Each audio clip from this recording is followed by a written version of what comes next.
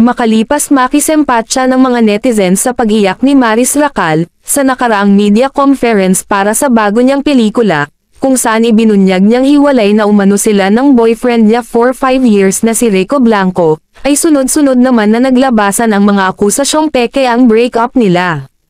Bagamat marami ang nanghinayang sa 5 years relationship nila Maris Racal at Rico Blanco, na tinagurian ring May December Love, dahil sa 25 years nilang age gap ay may mga netizens na napataas pa rin ang kilay.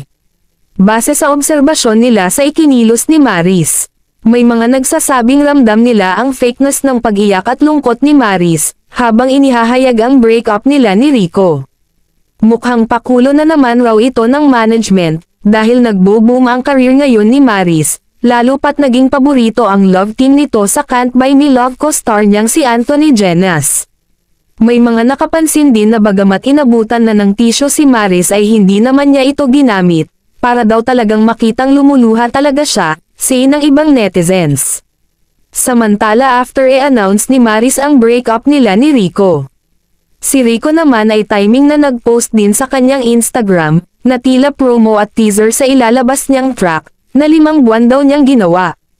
Inilagay ni Rico sa caption, POV, you're finally ready for the world to hear, the track you've been working on for the last 5 months. Base sa mga komento ng iilang netizens, ay hindi sili naniniwala na totoo ang Rico and Maris breakup at pakulo lang daw ito ng management para sa love team ni Maris at Anthony. Halata raw kasi na uma-acting lang si Maris sa pag-iyak nito at ayaw panasan ang kanyang luha kahit binigyan na ng tisyo. Kayo po, ano pong masasabi nyo sa isyong fake sa hiwalayang Maris Racal at Rico Blanco? Share your thoughts in the comment section.